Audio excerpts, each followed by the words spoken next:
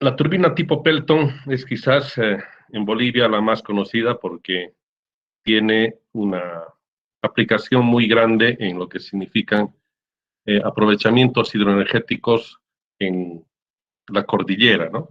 Por tener la característica de funcionar con elevadas alturas y con caudales bajos. Y la zona de la cordillera boliviana tiene esa característica. Encontramos ríos que no son muy caudalosos y alturas bastante grandes, entonces adecuado para este tipo de turbinas.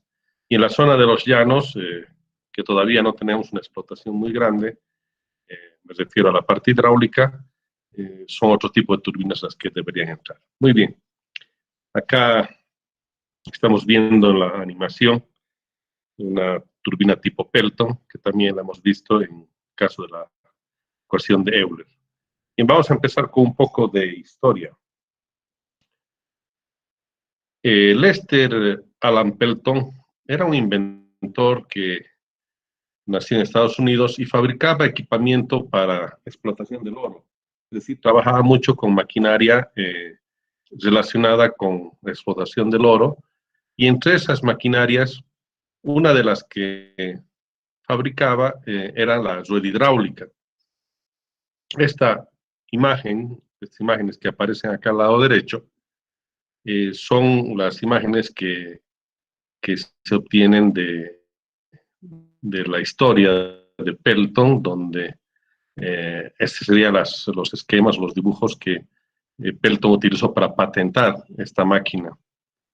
Bien, un poco la historia de Pelton relaciona con estas máquinas que se llaman ruedas hidráulicas, que indudablemente pueden funcionar con diferentes tipos de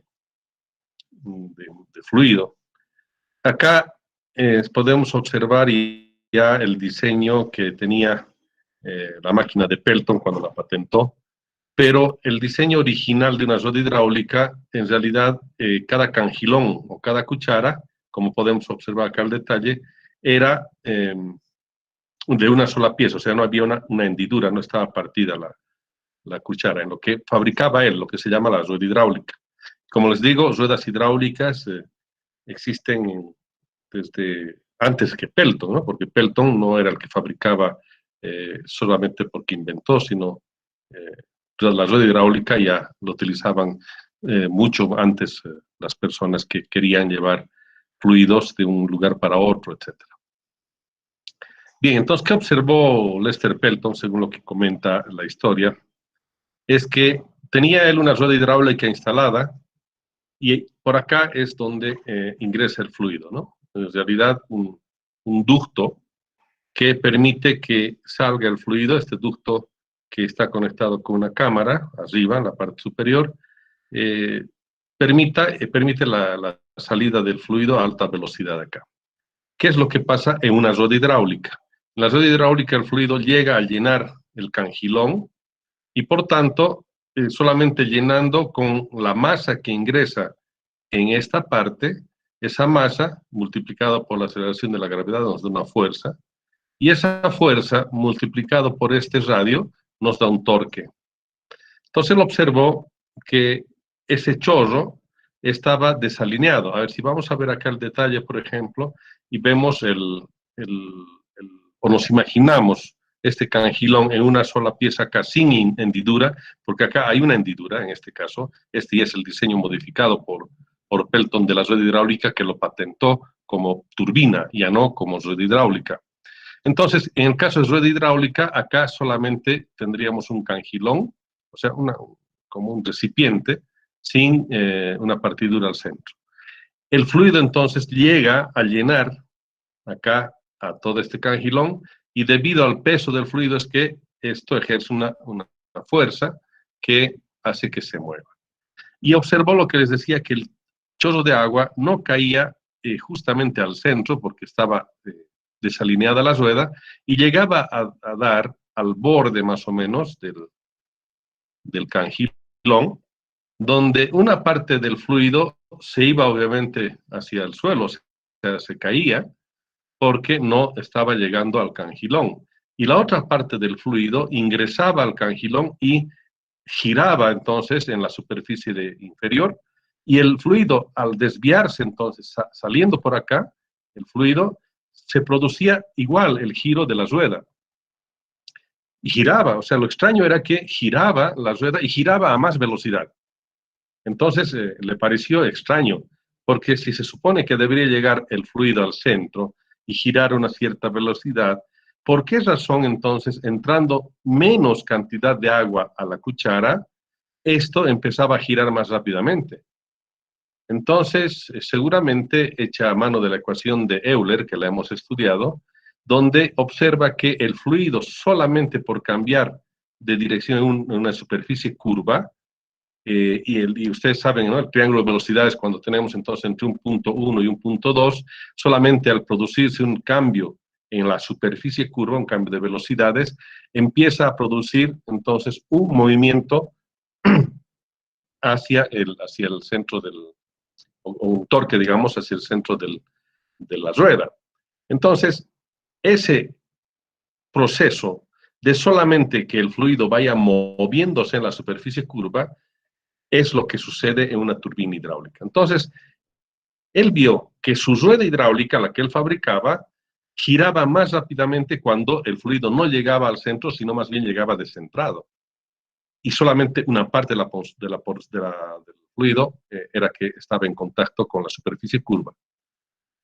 Entonces, él dice, bueno, si la velocidad de rotación de la rueda hidráulica es baja, tengo un torque y una potencia, porque el torque por la velocidad angular es la potencia. Entonces, si yo tengo, por ejemplo acá, una velocidad de rotación más alta y tengo el mismo torque, porque se produce el torque debido a que hay una fuerza que hace que en función del centro se dé un brazo, entonces hay una fuerza y por tanto hay un torque. Pero si además gira más rápidamente, el torque multiplicado por la velocidad angular quiere decir que aumenta la potencia. Si la velocidad de rotación y por tanto la velocidad angular disminuye, entonces tenemos menos potencia. Y lo que queremos lograr es más potencia, por tanto lo ideal es hacer girar más rápido. Esa fue la razón por la cual entonces él dice, ¿qué sucede si yo el fluido introduzco al centro, pero en vez de que sea un solo cangilón entero acá, porque ve que no tenía una buena función el tener que ingresar al centro y solamente llenar, entonces se le ocurre partir ese cangilón y hacer de que el fluido ingrese al medio, pero una parte del fluido se va por este lado y la otra parte del fluido se va por este otro lado. O sea, hace la división justamente al medio. Y por tanto el fluido hace que se parta en dos. Una mitad a un lado se va y la otra mitad al otro lado. Y debido a que el fluido solamente se mueve por la superficie curva, en este caso las dos mitades, hacen que los fluidos salgan por este lado una parte y por este lado la otra parte. Esto empieza a girar mucho más rápidamente. Esa es la razón entonces por la cual Lester Pelton decide el cangilón hacerlo a mitades. Acá vemos un corte de ese cangilón. Entonces, inicialmente, como les decía, era una sola curva acá.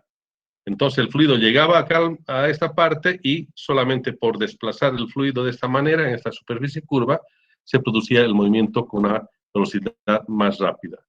En este caso, entonces, él decide modificar y dice, partiré al medio y por tanto el fluido llega al medio, se va una parte por acá y la otra parte por acá. Bien, esta es la configuración entonces inicial que Lester Pelton patenta y pone dos inyectores, o sea, hace una sola entrada, pero pone dos inyectores y que de hecho acá no chocan los chorros entre sí. Uno llega a mover en esta parte, o sea, a impactar en la cuchara superior y este otro en la cuchara inferior. Y ambos están saliendo al mismo tiempo porque el caudal está pasando mitades por cada una de estas secciones, ¿no? Entonces, de esa manera es que se produce el movimiento de la rueda. Bien, ¿qué características tienen las turbinas tipo Pelton? Las turbinas tipo Pelton son máquinas de acción. Hemos dicho, según la clasificación de Euler, que las máquinas de acción son aquellas que no tienen cambio de presión entre la entrada y la salida del fluido del rodete. Entonces, de esa manera es que el fluido, al ingresar hacia el rodete, está entrando, en este caso, a presión atmosférica, o sea, entra a alta velocidad, porque toda la energía que tenía el fluido en su movimiento se ha convertido íntegramente en energía de velocidad. O sea, había energía de posición, había energía de presión, pero al salir el fluido por el ducto, en el proceso final, todo se convierte en velocidad, entonces todo es energía cinética ahí. Y cuando ese fluido llega a impactar a las cucharas, o a la vez, en este caso, impactan con alta velocidad, pero presión atmosférica. Y cuando salen, ya se chorrea el fluido después de que ha pasado por la cuchara, cae y la velocidad de caída obviamente es mucho más lenta que la de entrada, pero también la presión atmosférica es la que interviene en esa caída, es decir, la entrada y la salida se realiza a presión atmosférica. Y si no hay cambio de presión, hemos dicho, la máquina se considera de acción, o sea, acción pura, cuando delta P es igual a 0. Bien, estas turbinas tipo Pelton se utilizan para grandes alturas y caudales relativamente más bajos. Esa es una característica, como les decía, muy apropiada para las aplicaciones nuestras. Acá, por ejemplo, sin ir muy lejos, la central de Misikuni tiene turbinas Pelton. La central de Corani, de Santa Isabel, tienen turbinas Pelton, las que están yendo hacia el Chapare, ¿no es cierto? Porque las alturas y desniveles son bastante grandes. Y en las características de las turbinas hemos visto nosotros que con 20 metros de altura o más ya puede funcionar sin mayor problema una turbina tipo Pelton. Obviamente hasta 2000 metros de desnivel, o sea, alturas bastante grandes. Pueden tener un inyector o varios inyectores, en este caso hasta 8 inyectores. Como hemos visto, la turbina original de Pelton tenía 2 inyectores, y si uno quiere dejar o sea, controlar regular, el caudal, pues puede cerrar un inyector y solamente funcionaría con un chorro. Obviamente va a entrar menos caudal ahí, pero la potencia también va a bajar. Entonces, en este caso, se puede trabajar con un inyector o hasta 8 inyectores. En el caso de los números específicos, el rango que nosotros tenemos para las turbinas Pelton, hemos dicho que el número específico o velocidad específica de rotación sería la velocidad de rotación de una familia de turbinas que todas tienen esa característica, ¿no? En el caso de las turbinas Pelton, los valores están entre 7 el inferior y 62 RPM el superior. Y pueden tener instalación en eje horizontal o en eje vertical. Quiere decir que en eje horizontal, como hemos visto hace rato la figura de la turbina de Pelton, el eje está horizontal, por tanto, la rueda está en un plano vertical. Si se trata de una turbina con un inyector, con 2 hasta 4 inyectores, se utiliza esa configuración, donde tendríamos el eje de manera horizontal. Pero si son 6 u 8 inyectores, obviamente ya no van a poder ingresar de una manera muy adecuada en esa forma, y lo que hay que hacer es poner el eje vertical y de esa manera distribuir los chorros. Vamos a ver enseguida unas cuantas imágenes respecto a eso. Los componentes principales de una turbina Pelton, en este caso con 2 inyectores, son los siguientes. Primero tenemos acá una válvula, una llave de paso, si vale el término, una llave, una válvula que nos permite cerrar o abrir la cantidad de agua en su totalidad, porque esta válvula interfiere en el paso del fluido que está llegando de la cámara de carga, o sea, de la tubería de presión, o la tubería de presión baja, y acá podemos hacer el punto de cierre para que el fluido ingrese o no hacia la máquina.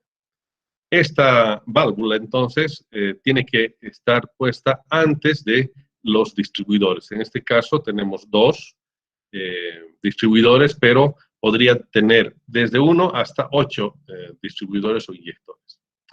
Bien, acá en esta cámara de distribución, como tenemos 2 inyectores, el agua se va a bifurcar en un ramal superior y en un ramal inferior.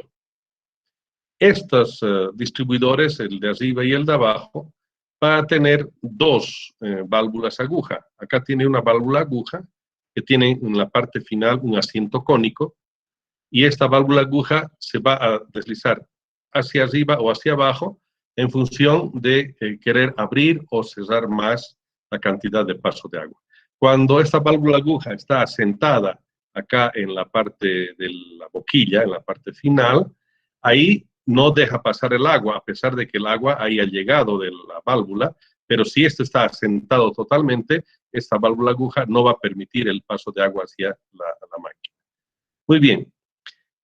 El momento en que queremos hacer funcionar la máquina, obviamente lo que hay que hacer es levantar esta válvula de aguja de su asiento y el agua va a empezar a pasar por los costados, o sea, por la parte de un anillo prácticamente, hacia la máquina, y va a salir un chorro a alta velocidad. Acá internamente está todavía con presión el fluido, y por supuesto con una presión relativamente elevada en función de la altura de caída. Pero el momento en que el fluido ya abandona este inyector, prácticamente es un chorro libre, y ahí ya está saliendo a presión atmosférica. Bien, entonces tendríamos el inyector con su válvula aguja. En este otro caso tenemos el otro inyector con la misma otra válvula aguja, y estas se comandan con equipamiento electromecánico y obviamente con controles de diferentes tipos. Los más simples, digamos, vienen con un control manual, es decir, manualmente se abre la apertura o cierre de la válvula aguja. Bueno, y en este caso los dos inyectores podrían funcionar en su totalidad cuando tenemos prácticamente las dos válvulas aguja retiradas totalmente del asiento. Sería el máximo caudal que va a ingresar a turbinarse dentro de la máquina. O si el caudal disminuye, nosotros podemos ir cerrando una válvula. Por acá, por ejemplo, voy cerrando este inyector y solamente voy permitiendo que pase el agua por uno de los inyectores y una porción por este otro. Hasta puedo cerrar definitivamente el caudal, o sea, la aguja, y el caudal va a ser cero en esta aguja, pero por este otro lado va a ir el caudal que corresponda a este inyector. Y de esa manera es que se puede regular la mayor cantidad o menor cantidad de caudal que ingrese a la máquina, y por tanto, como sabemos que el caudal es directamente proporcional a la potencia, mientras más caudal ingrese a la máquina voy a tener más potencia, porque la altura de caída o altura de aprovechamiento de la central siempre va a ser constante, porque tenemos en la parte superior un nivel de agua, el pelo de agua libre, y desde ahí hasta la salida, en este caso la válvula de salida de la tubería de presión, el desnivel va a ser constante. Entonces, esa altura se mantiene constante, y lo que va a cambiar es entonces el caudal en función de cómo queremos que opere la máquina, y por tanto la potencia va a ser directamente proporcional a ese caudal. Bien, y estos inyectores entregan el fluido, y como podemos observar acá hay una rueda. Esta rueda o rodete están montadas sobre un eje. En este caso el eje es horizontal, ¿no? Tal como estamos viendo en esta configuración, el eje es horizontal, y por tanto la rueda está en posición vertical. El fluido ingresa a la cuchara, después vamos a ver algunos detalles, y hace girar entonces a la turbina Pelton. Ingresa a la mitad de la cuchara, y hemos visto de que hay que partir el fluido. Entonces se parte el fluido, una parte se va por un costado y la otra parte por el otro costado. Vamos a ver enseguida cómo sería en un esquema, y de esa manera la rueda empieza a girar. Y esta rueda, o rodete, está conectado con su eje hacia un generador eléctrico. Por tanto, ahí la energía mecánica de rotación se le está transformando en energía eléctrica en el generador o alternador, y de esa manera después recién se lleva a los puntos finales. Acá tenemos el rodete y un envoltorio, o sea, un soporte de todo esto que llamamos carcasa, se llama carcasa. Y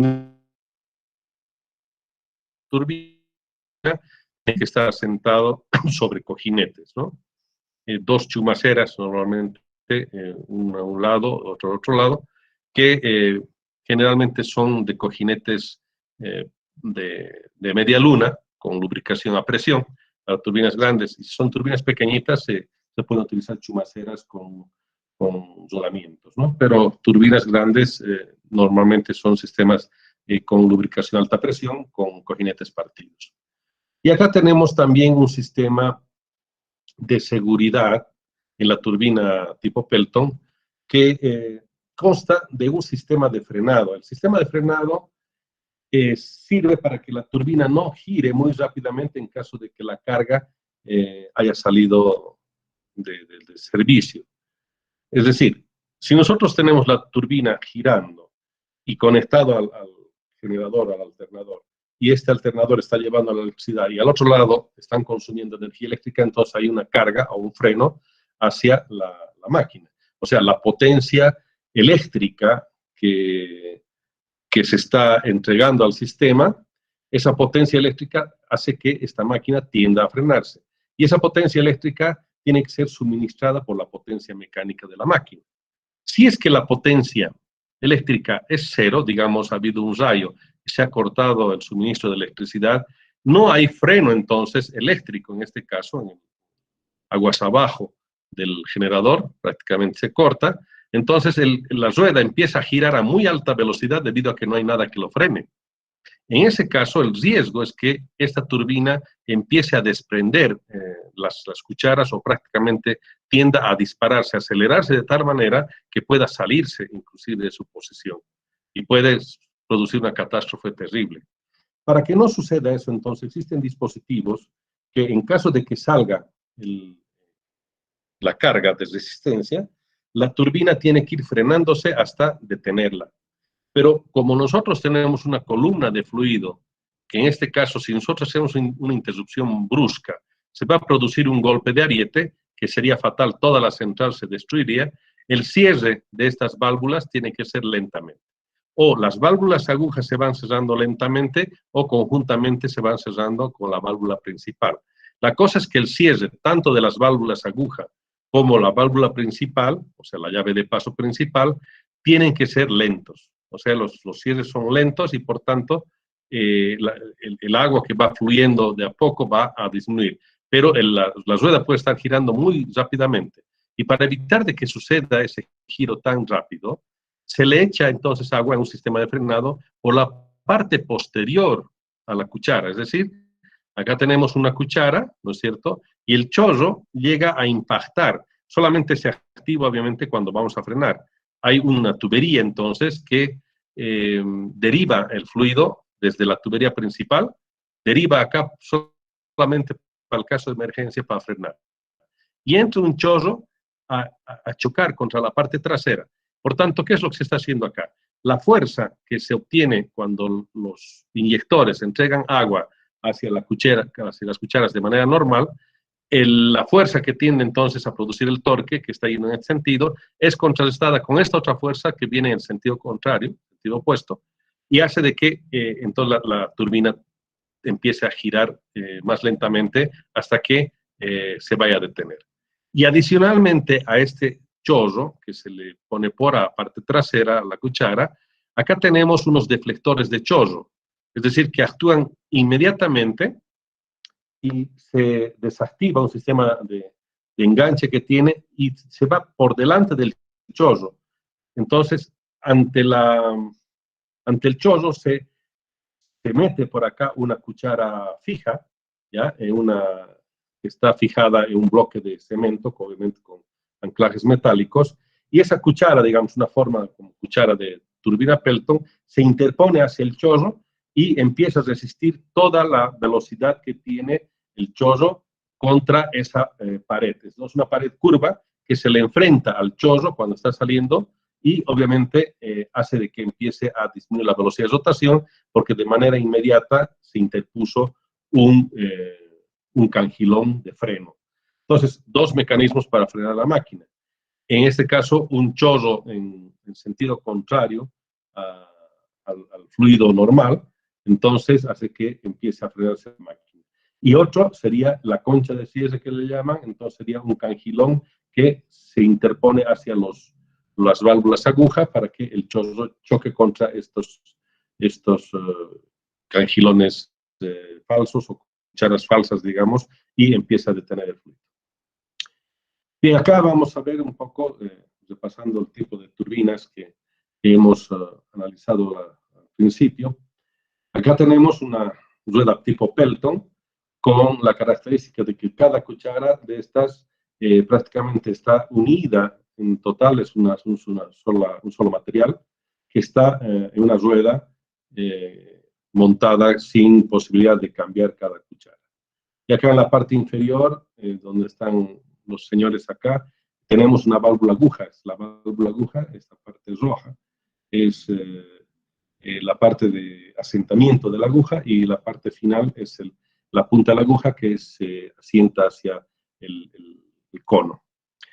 A este otro lado podemos observar justamente la característica del flujo del agua. Acá tenemos en la parte final, sería el asiento como tal, y está sobresaliendo la parte de acá, al inicio de este flujo, hay una punta que sobresale, que sería la punta de la válvula aguja.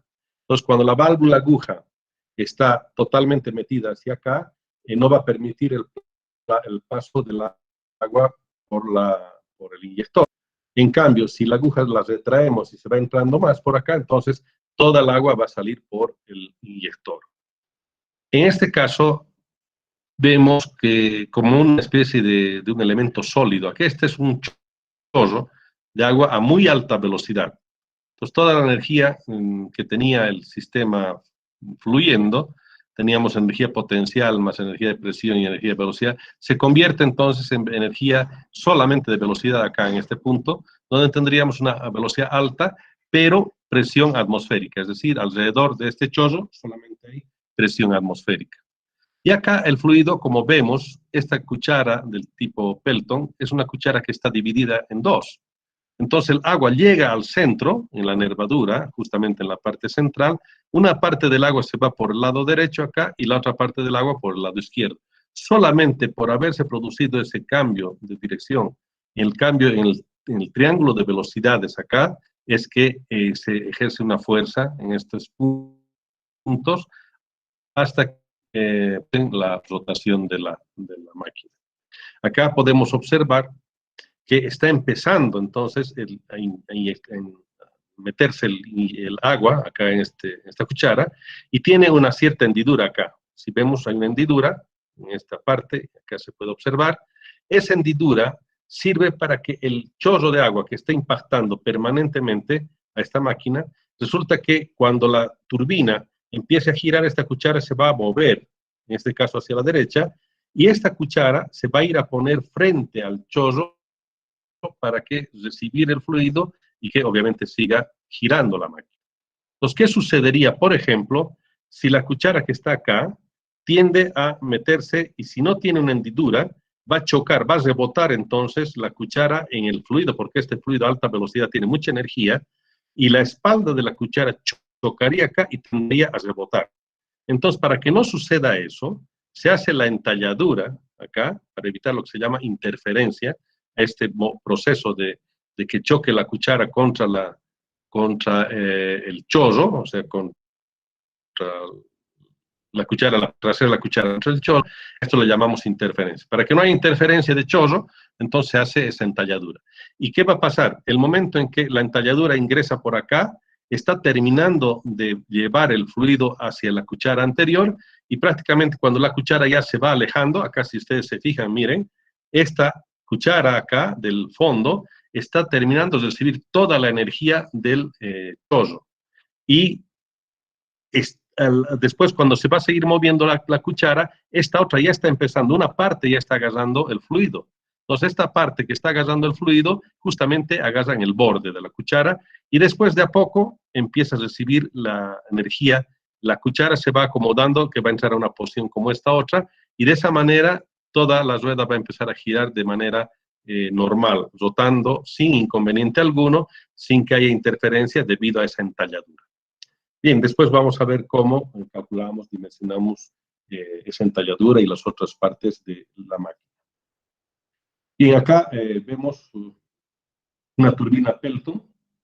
En este caso, la diferencia que hay con la otra que hemos visto anteriormente es que las cucharas acá son individuales y se pueden cambiar. Si por alguna razón se necesita cambiar, se ha roto una cuchara, se ha desportillado o ha tenido un problema de abrasión porque entra arena, si no está bien limpia el agua, puede entrar arena, puede entrar material que pueda dañar, digamos, a la máquina.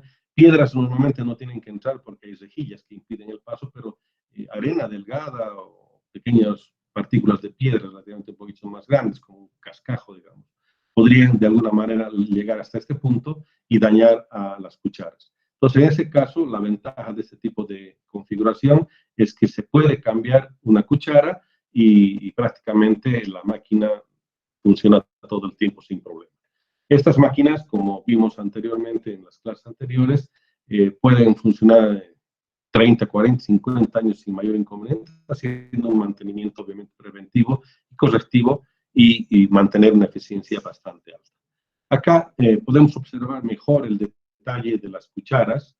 En la parte amarilla es la parte interior de la cuchara, la parte café o anaranjada sería la parte externa, la parte de la cuchara, la parte trasera. Y acá podemos observar de alguna manera un poco con mayor detalle lo que serían estas entalladuras que se dan. Acá podemos ver una entalladura en la cuchara. Acá está, si observamos, está la entalladura de la cuchara, ¿no? Ese orificio que permite que no haya interferencia de chorro. En este caso, en la turbina tipo Pelton que está montada acá, está conectada directamente al generador y aquí está el acoplamiento directo. Y acá estarían los asientos con los cojinetes, en este caso a presión, de lubricación a presión, con cojinetes de media luna, partidos, como el caso de los cojinetes de los vehículos automotrices, ¿no? De los cojinetes de biela, cojinetes de bancada. Acá podemos observar en el lado derecho una turbina de muchos inyectores, en este caso 1, 2, 3, 4, 5, 6 inyectores. Y como ya 6 inyectores irían chocando entre sí los fluidos cuando van saliendo, entonces la mejor forma de disponer en esta máquina es que se ponga el eje vertical, o sea, la turbina en un plano horizontal. Acá podemos observar bien el detalle de la diferencia en el caso de los colores. Está justamente la válvula de cierre, válvula principal de la tubería de presión, que está en la parte final de la tubería de presión, para poder regular la cantidad de agua que va a ingresar en su totalidad hacia la máquina. Bien, y después de que ha pasado el agua por la válvula de regulación, va a pasar al distribuidor, en principio el distribuidor, y que en base a la cantidad de inyectores que el operador requiere que estén abiertos, pues se va a hacer la regulación del paso del agua por los inyectores. Puede funcionar esta máquina con un inyector, o sea, sencillamente podría cerrar los otros inyectores y que empiece a funcionar con un solo inyector. Entonces, puede necesitar un sexto de caudal en su totalidad cuando esté totalmente abierto ahí, el inyector número 1, y con ese inyector abierto, el caudal que va a ingresar va a permitir que la turbina ya empiece a funcionar. Pero la potencia no va a poder ser muy alta, porque para que logremos la potencia máxima en esta máquina, deberíamos tener, en este caso, los 6 inyectores totalmente abiertos. Entonces, podemos ir regulando la cantidad de agua en los inyectores de manera individual o podemos regularlos en su conjunto, cosa que el caudal vaya disminuyendo en cada uno de ellos de manera simultánea. Es lo que mejor conviene, porque si nosotros tenemos, por ejemplo, el caudal total metido en la máquina de, ¿cómo diríamos? En su totalidad, en todos los inyectores, cuando vamos cerrando uno por uno, no hay mucho inconveniente, pero la mejor forma de regular, si es que queremos que la máquina vaya regulando automáticamente, es actuar sobre los inyectores en su conjunto y hacer que proporcionalmente cada uno de ellos vaya disminuyendo su caudal hasta que haya un punto en el que uno de ellos tiene que empezar a salir de servicio a manera de que va a disminuir la cantidad de caudal. Y por tanto, esta es la forma entonces en la que en las turbinas tipo Pelton se podría aumentar la potencia o disminuir la potencia en función del caudal. ¿Por qué en el caudal hemos dicho? Porque la altura va a mantenerse constante. Esa altura es la presión que logramos acá en la parte final.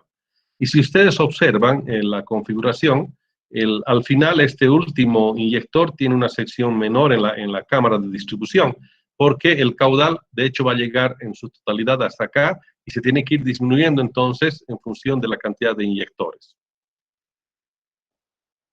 Bien, vamos a ver entonces un poco ahora, ya para entrar a la parte de los cálculos, lo que les mencionaba hace un momento. En este esquema podemos ver lo siguiente. Tenemos el punto del borde libre del agua, del líquido, que estaría en la parte de la represa o una cámara de carga, y ahí desde ese borde libre hasta el punto de salida, punto final de la salida del agua por la tubería, es lo que nosotros conocemos como altura bruta o altura topográfica.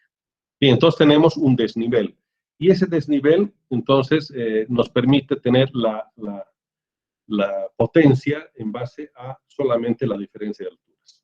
Bien, eso es lo que nosotros llamamos presión hidrostática. Cuando tendríamos entonces acá una válvula cerrada, acá tendríamos una columna de presión hidrostática porque el fluido no se estaría moviendo. Bien, el fluido entonces ingresa por la tubería de presión y va a pasar por los codos, los puntos de apoyo, y la tubería de presión entonces lleva el fluido hasta primero la válvula de cierre total, ¿no es cierto? La válvula de seguridad que tenemos para que cerremos o dejemos abrir el agua hacia la turbina.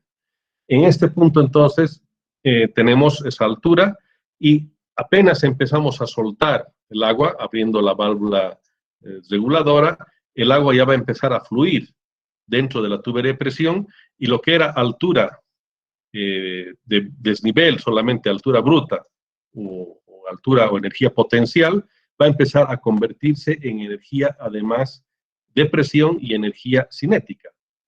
Quiere decir que la energía de posición empieza a convertirse en energía de presión cuando el fluido ya está bajando, además en energía cinética, lo que hemos visto en Bernoulli. Bien, al finalizar, en el punto de la salida del agua, acá tendríamos prácticamente directamente energía cinética, ¿no es cierto?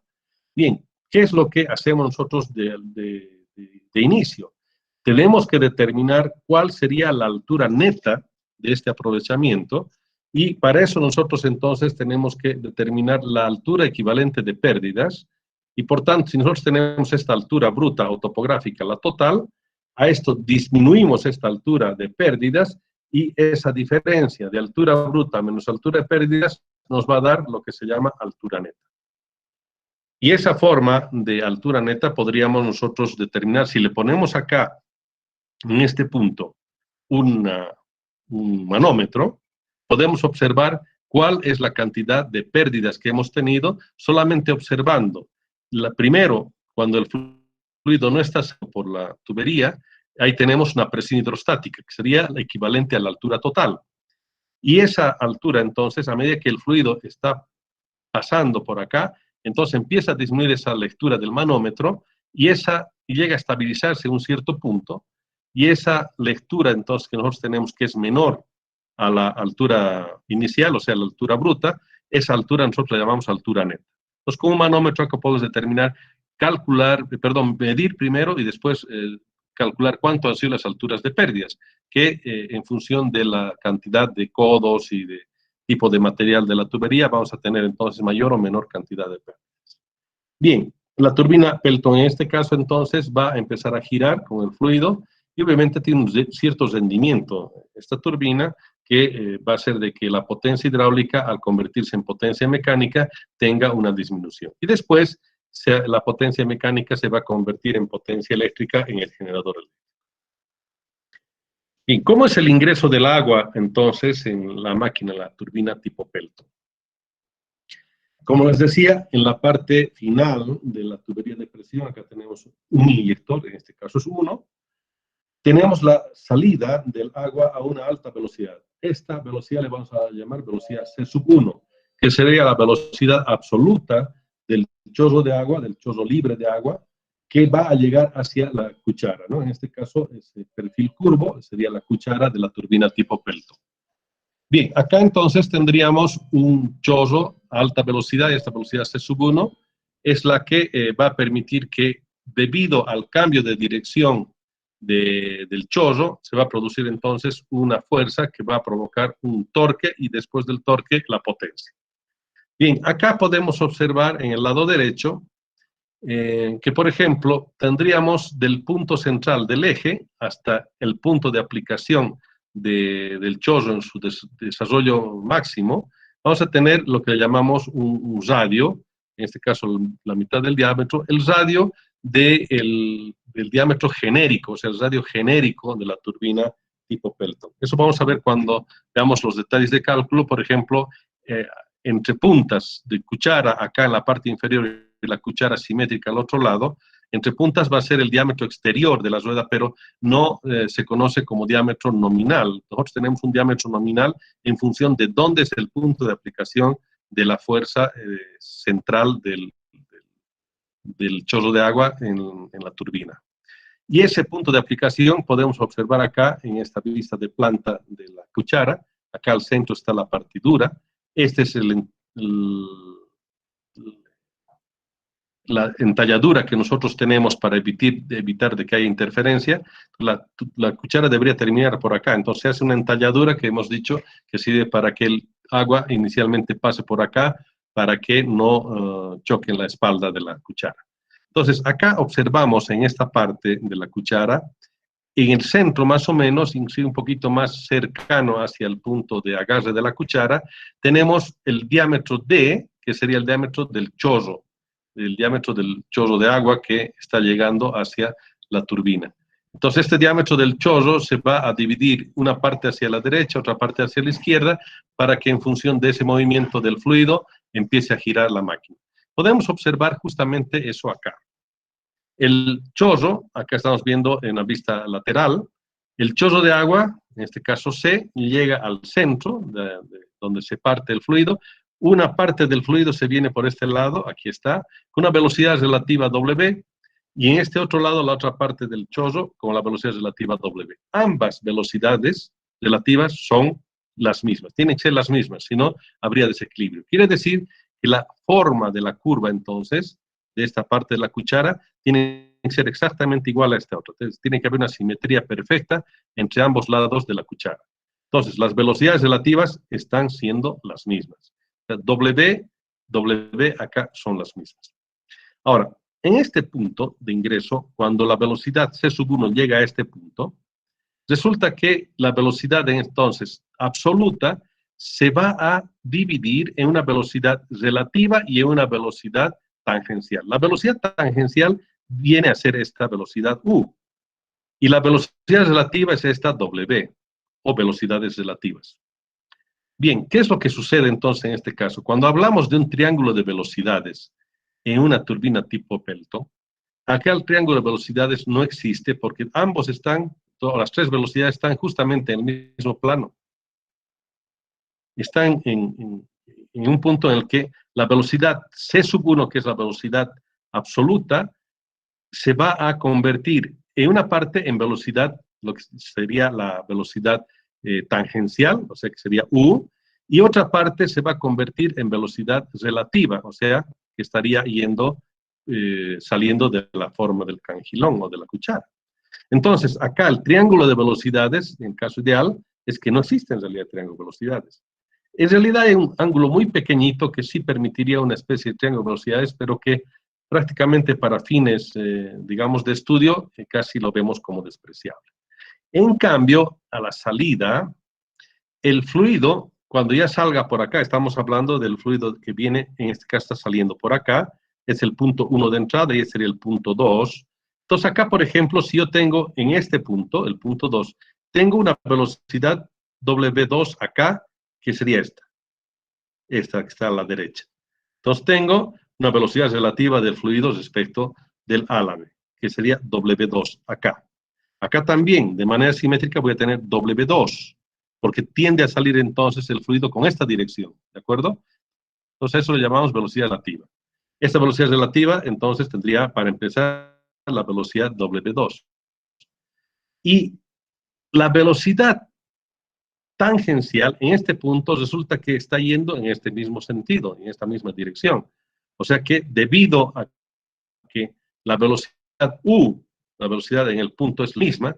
Si bien de esta otra forma estaríamos hablando de la velocidad acá en este sentido, ¿no es cierto?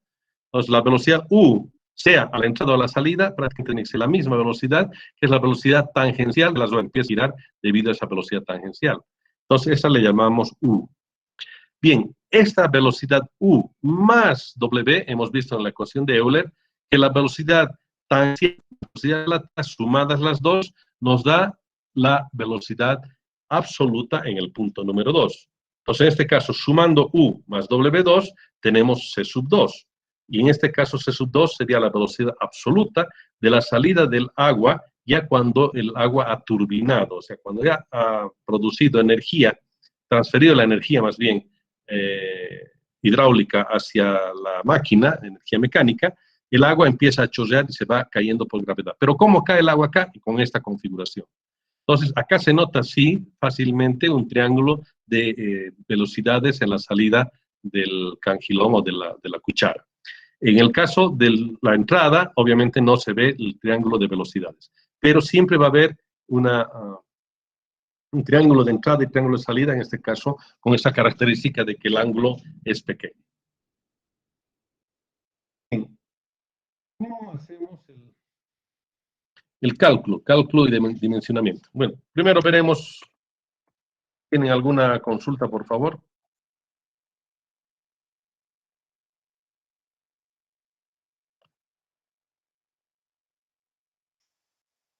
Si tienen alguna consulta hasta acá, antes de continuar, por favor.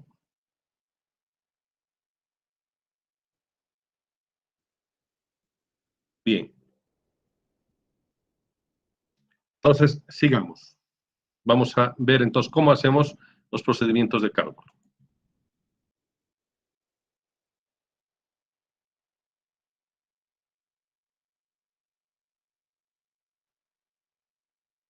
Bueno, con lo primero que nos tenemos que encontrar es la salida del agua por la tubería de presión. La salida del agua por la tubería de presión corresponde a ser como la ecuación de Torricelli.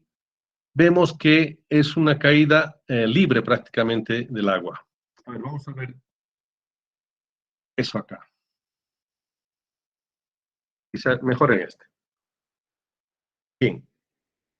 Acá la velocidad de salida de este chorro, esta velocidad absoluta, que le vamos a llamar C sub 1, velocidad absoluta de la salida del chorro, está dependiendo de esta altura, ¿ya? La altura bruta, obviamente, pero disminuida con las pérdidas, le llamamos altura neta. Entonces, en la ecuación de Torricelli, si nosotros aplicamos Bernoulli entre este punto y este otro punto, resulta que esa es la famosa ecuación de Torricelli cuando tenemos solamente caída libre del fluido. Acá prácticamente es caída libre del fluido que está siendo conducida por una tubería de presión. Pero la velocidad de salida acá corresponde a la ecuación de Torricelli, que es una de las formas, digamos, simplificada de la ecuación de Bernoulli. ¿Qué es lo que dice la ecuación de Torricelli? Dice que la caída libre de un fluido por un orificio, en este caso, es la raíz cuadrada de 2G H neto. Es decir, yo tengo la altura neta, ¿de acuerdo? Multiplicado por 2G, y la raíz cuadrada de eso sería la velocidad en este punto. Es lo que dice Torricelli. Bien, volvamos entonces a ese procedimiento de cálculo. Pues la velocidad C sub 1, como hemos dicho, la salida del agua de la tubería de presión, es igual a la raíz cuadrada de 2G H neto, o sea, 2 veces la gravedad por la altura neta. En este caso, eso corresponde cuando es un caso ideal, es decir, que no estamos tomando en cuenta la contracción del chorro. La contracción del chorro resulta que es esa pérdida de energía prácticamente cuando al salir por el inyector, el fluido, choca con la pared del borde y resulta que ahí se contrae el chorro, o sea, no sale con el diámetro perfecto. Ahora vamos a ver un poco esa figura acá. Si ustedes observan entonces el chorro como tal, miren acá en esta parte cuando tenemos la aguja bastante, digamos, apegada hacia el lado derecho, o sea, quiere decir cerrando el ingreso. Miren que acá hay una contracción. Debería salir prácticamente con todo este diámetro que está pegar hacia la pared, pero debido a en la parte del chorro, se sugiere que el metro venía de salida. Entonces, la contracción del chorro es un factor que influye mucho en el rendimiento de la máquina. Esto se determina con el famoso, con la famosa, con el factor de contracción del chorro. Nosotros tenemos que adaptar la velocidad de la salida del por con este factor de contracción que dependerá de la calidad del acabado superficial del decir el acabado de todo. Ingeniero, disculpe, buenas tardes. Su audio está intercortado.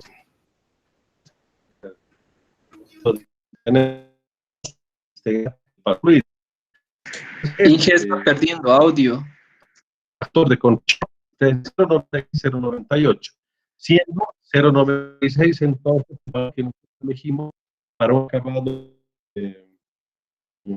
superficial base vasto, o sea, rugoso, y un acabado pulido 0,98. Lo ideal sería tener 1, o sea, 100%. Esto es en realidad un sinónimo de, digamos, de rendimiento. Inge, no se escucha muy bien. Pero este cociente de contracción del chorro hace que la energía sea menor. ¿Cuánto? Entre 0,96 a 0,98. A su vez, ¿sí? Inge, no se le escucha muy bien.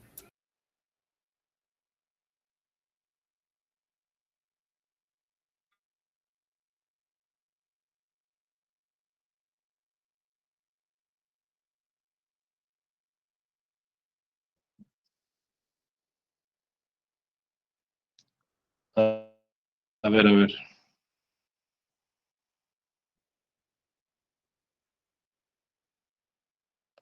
Bueno, hay problemas de audio.